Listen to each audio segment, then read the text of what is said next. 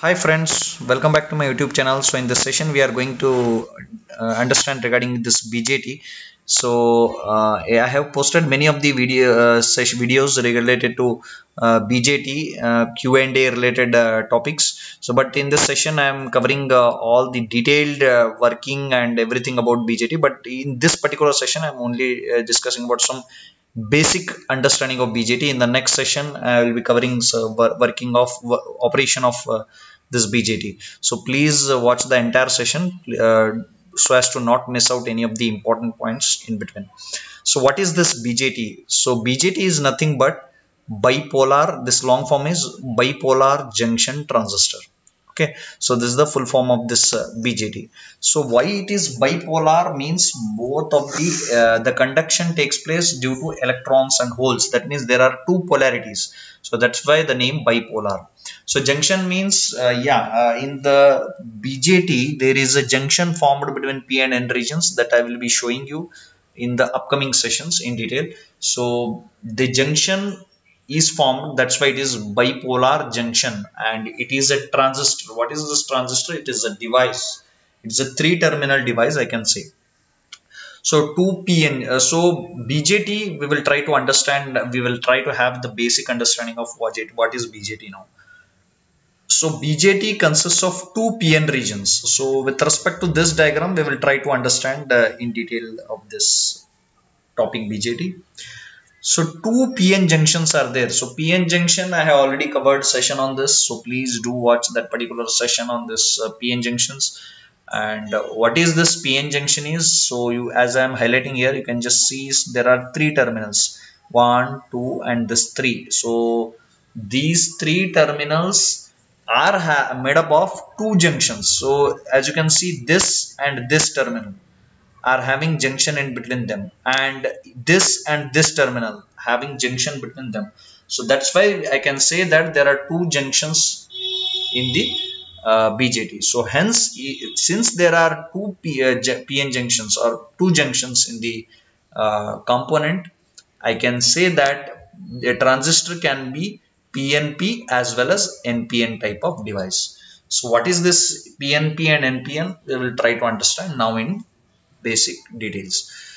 So three terminals are present in bipolar junction transistors. So as you can see here in both NPN, this is first circuitry is for NPN and the second is for PNP transistor.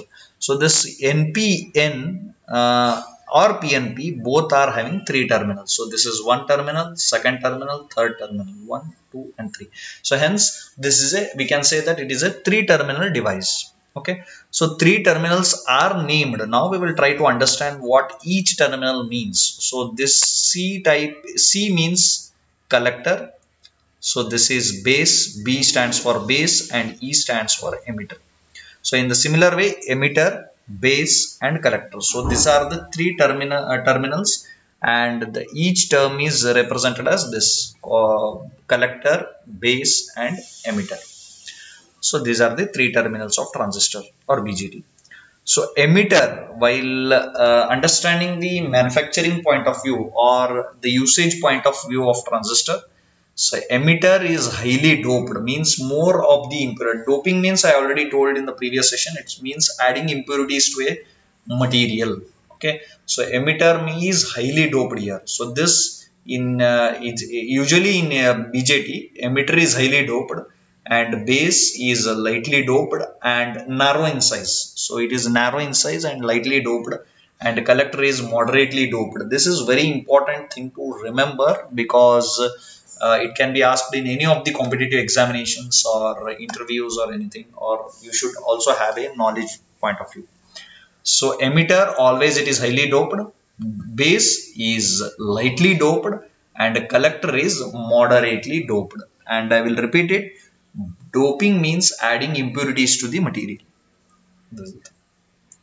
So next we will try to understand what is this region of operations. So there are basically three regions in which the transistors can be operated. So based on the biasing of the two junctions. So what are these two junctions? Collector base junction is one junction, which I told you.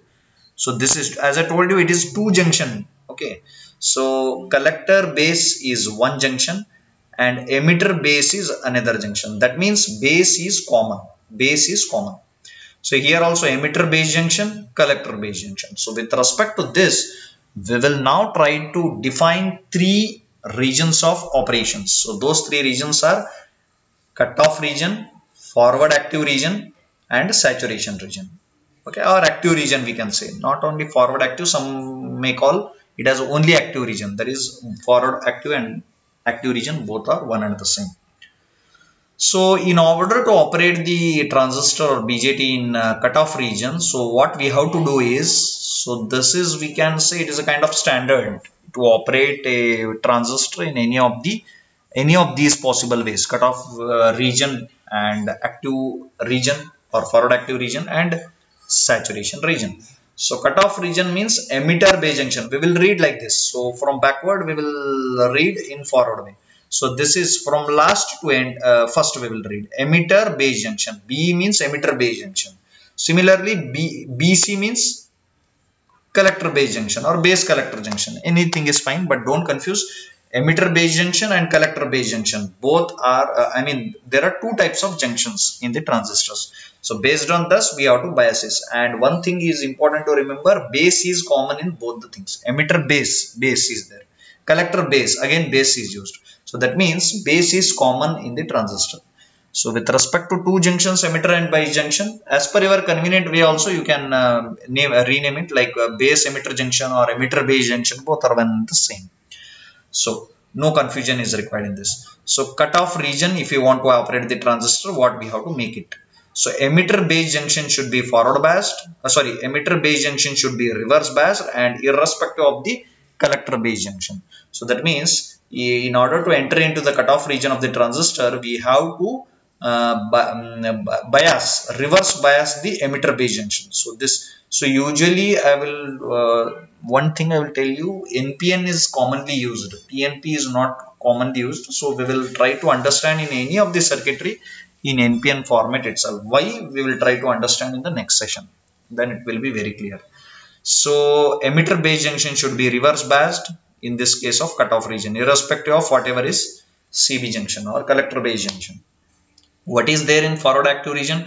So base emitter junction or emitter base junction is forward biased and collector base junction is reverse biased. So this is most commonly used region of operation, because in active region only we are able to attain the transistor operation, or most probably it is most of the advantages we will achieve in this forward active region or active region.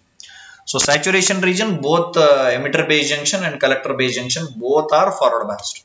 So don't try to confuse here. So forward active region or inactive region, emitter base junction is forward biased and collector base junction is reverse biased. In saturation region, both are forward biased.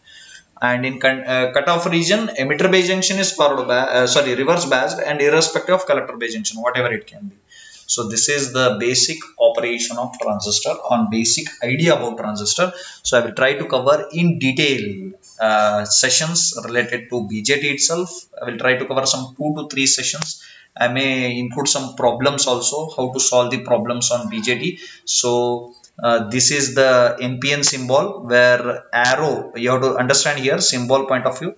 So emitter, so from base you have to make it arrow mark towards the collector, then it is NPN, and towards base if it is there, then it is NPN transistor. So this is the basic details about transistor, and in the upcoming sessions, don't worry, we will try to cover entire BJT and you should be in a position to understand everything about BJT. So please do subscribe to my YouTube channel if not yet subscribed, and press the bell icon to get the latest notifications, as these updates will be very equally important to understand. So have a nice day. Thank you.